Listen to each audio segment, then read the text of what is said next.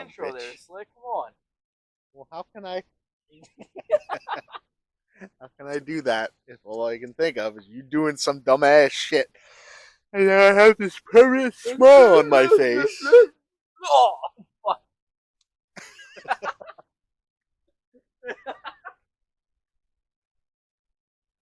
He's trying to hurt me. Be a great blooper reel so far.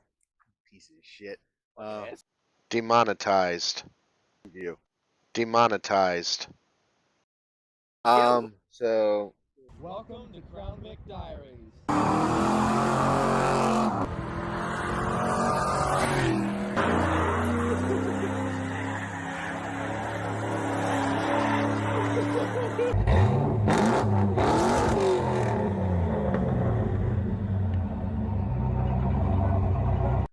long time no see.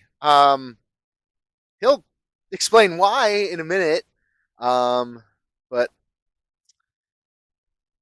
here we have the original. The one that started all of the bad financial decisions. This one's Vicky. This is my 1986 Crown Victoria. 4-door. I've had it. Me personally, I've had it since 2007. That's when I started doing stuff with it. When I was, a teenager. It was originally my sister's car, her first car actually, and she drove it until it popped a head gasket. And it didn't pop a head gasket like a Chevy or a Subaru would pop a head gasket, cooling and oil mixing and chocolate milkshakes and overheating. No, this thing failed in a spectacular fashion where it actually blew out on the combustion chamber side on the outside. So there's actually a piece of the head gasket sticking out, and it sounded like a Harley Davidson. So, yeah, had this towed to school because at that point we did have an auto shop. Put an engine in it from another donated car. It was an '88 Thunderbird, so same old low output 302. Swapped that in school, and went to go register it and went to go drive it. The transmission was blown up, so put a transmission in it. It was my daily driver. And then I wrecked it. Then I fixed it. And then I wrecked it again. Then I fixed it again. And, it's been an endless cycle of, breaking and fixing. But when I was commuting to Automotive Training Center, when I was, paying for schooling, I built a... Alarm's going to go off, Steve.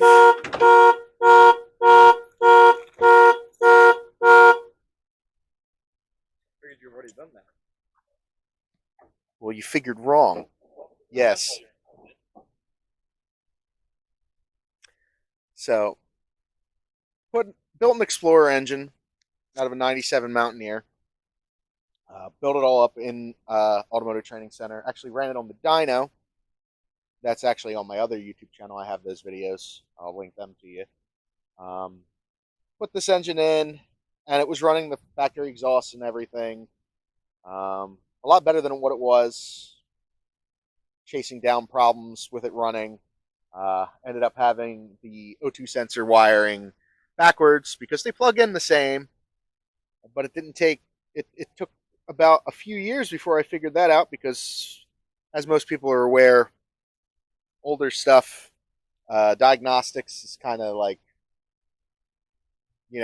plug in a multimeter and you look at things. So with that, got that all straightened out, did a mass airflow sensor conversion, got rid of the speed density, and the car was running great. And then I got greedy, wanted a bigger cam. I put a 93 Cobra cam in it with 1.7 roller rockers, Cobra intakes. Then I was like, oh, well, I can't stand the 2-belt system. So I went with the belt system from a 96 to 2001 Mountaineer Explorer. So it's a single drive belt pulley system. I got rid of the distributor. It's running a 94 town car ECU.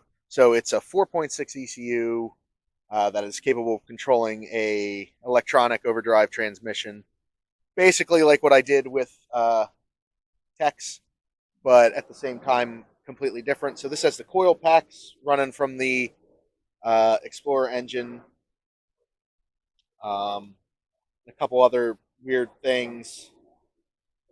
04 Crown Vic P71 air intake, anti-lock brakes with traction control, but it's not hooked up because the computer doesn't communicate with the PCM. Contour cooling fans. It's got a built 4R70. Rear I found in the junkyard, K-code rear, which is 355 traction lock with rear disc brakes from 92. I think it was a Grand Marquis or a Crown Vic. I can't remember which. So got greedy again. Wanted a bigger cam. Went with a Extreme Energy comp cams, and that's what's running in that. That's actually the same cam that's in Steve's two-door. And yeah, and I got it kind of running all right. I did pay to have it tuned, but then I messed it up more by putting a different cam in it, and I kind of wanted to do OBD2 with this car as well, but it just kind of sat, and I kind of ignored it, and I've been ignoring it, and I'll probably continue to ignore it as much as Steve doesn't want me to. But yeah, added up different sound system. It's running the JBL head unit just like Steve's car and my other car. This one has something that the other cars don't have. Let's see if it actually shuts off.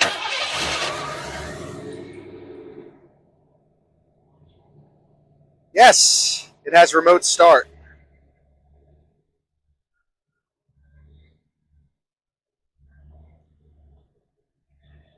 Remote start, keyless entry, all that good stuff. That's one of the many things that I did to it. It's kind of a wiring mess. Like I said, I've been working on this since I was a teenager, so my wiring has gotten a lot better.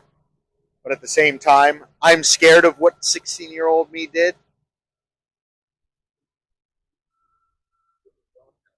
Yeah. So yeah, there's a bunch of spaghetti everywhere, and it's not the prettiest thing to look at. There's rust in the fenders. Those fenders are from an '81 Crown Vic. When I wrecked the car the first time, I had to put a front end on it, bend it all up. I hit a tree. The tree lost. So, see if you can hear the exhaust. Hopefully it doesn't muffle it too much.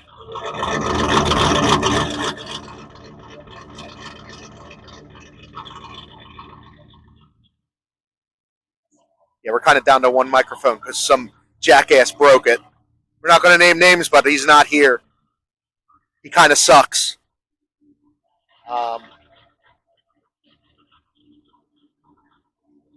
That sounds extra cammy right now.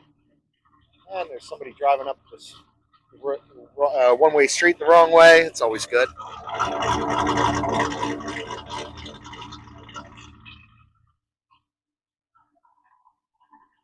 Yeah, but this is the first one.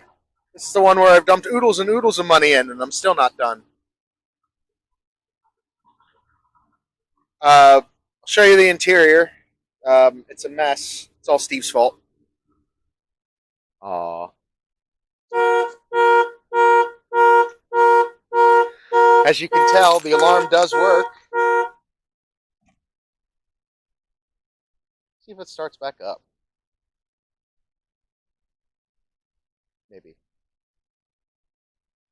That'd be nice. You gonna do it?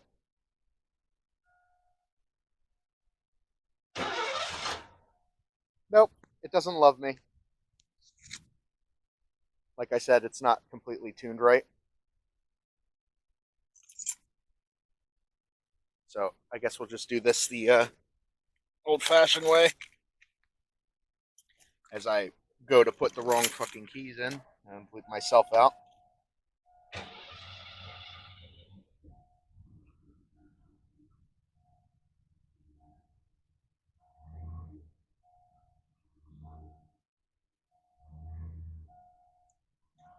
But the door chime is annoying, so we'll put it back into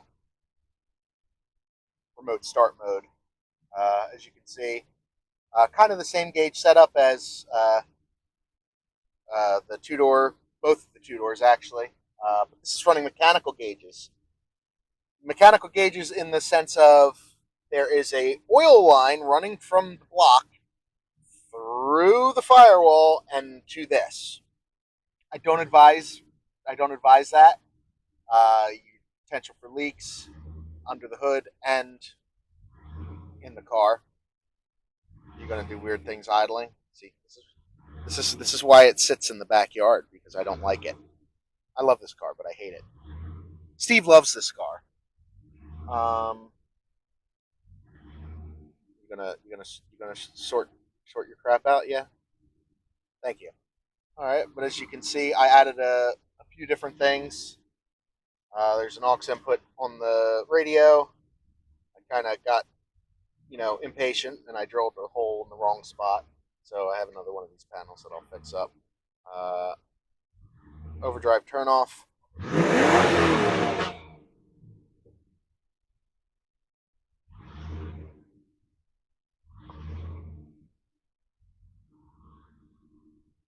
There we go. I just turn on the air conditioner and it idles. But I did a few other things. I actually added the auto dimming headlights from the Lincoln Town Car. The eye is up here on the rearview mirror. This rearview mirror is actually from a newer Crown Vic. It's got the compass and the temp, but the base is from the Town Car. So the headlight switch is from the Town Car as well. I actually had to pull the dash back because this thing's pretty long. No pun intended. To make this fit in here. Like both of our cars, or other cars, I should say, this thing also has the Lincoln Town Car Signature Series seats, the pillow tops. Very comfortable. Very nice.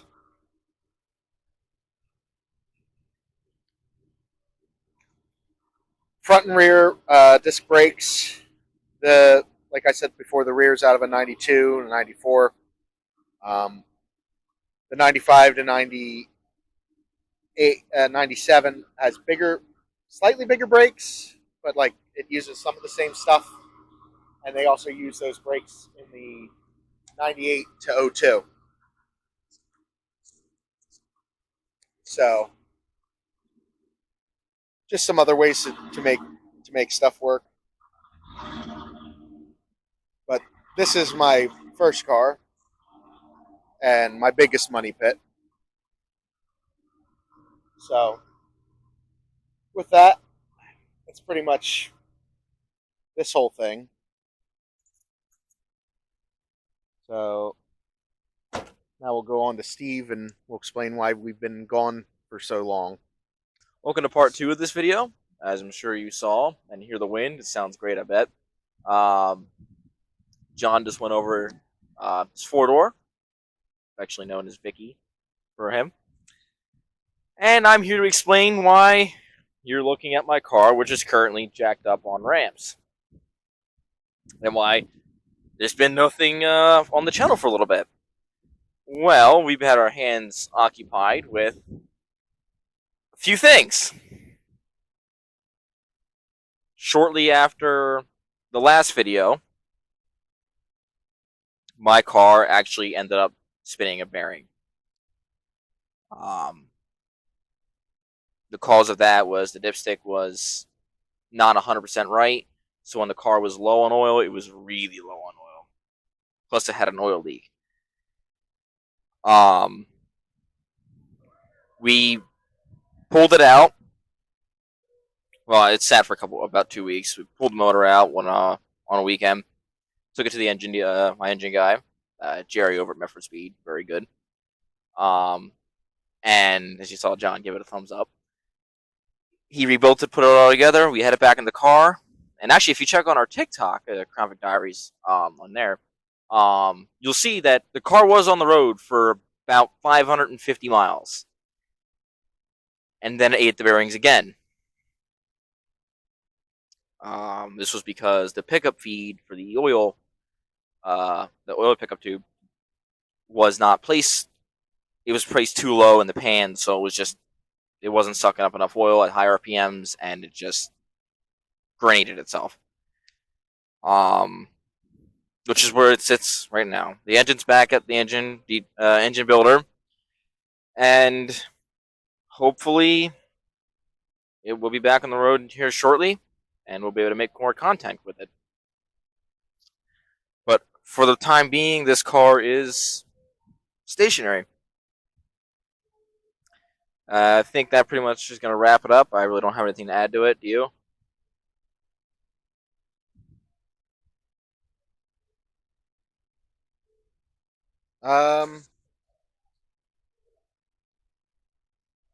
Make sure that you are checking your oil and that your oil dipstick is actually reading full when it's supposed to read full.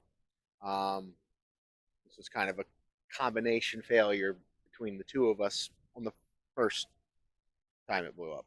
Second time, it ended up being mostly my fault with the pump pickup and the ARP bolts for the main rods.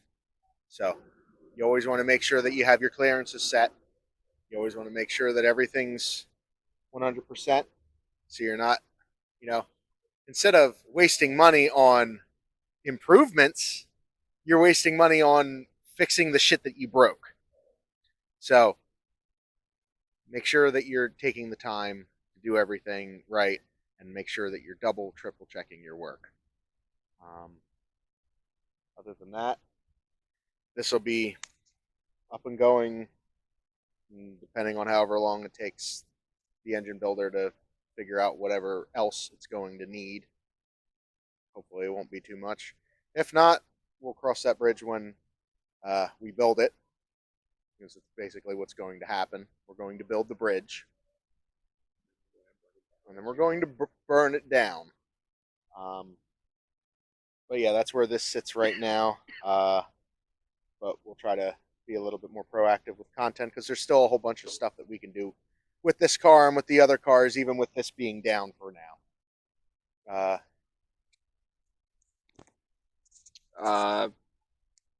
As you said, there's a lot of content we have to do with this still, and the other cars, and John's car is actually getting better rear gears coming up soon. Yep. So we'll have a video of that for you. Also, I know this is a Crown Vic channel, but I do have another car that isn't a Crown Vic. Yeah. So we may do a video on that. If you want to see it, if you don't, leave a comment or two. It's up to you. Depending on the comments, is if we'll do it or not. If there's no comments, we'll do it anyway, I guess. Just for content. It's not. Like we get comments. We get a few. We get a few. We got like 2. Hey, 2 is better than none. Yeah. Just because the 2 were from our friends doesn't mean anything. Yeah, it's a Mustang, so it's got some neat stuff done to it there. But I think that's gonna go ahead and conclude this video for us. Thanks for watching as usual, and we'll see you in the next one. Any ideas you guys have or want to see or questions that you have, feel free to comment and let us know. We like feedback. We love feedback. We love giving content for you guys, and we like making the stuff. Like we've said in the past, it's a passion project, and we like to entertain people, our friends and strangers alike. Just make it share our passion for these stupid things. Sometimes, mostly this guy. So, bye ya.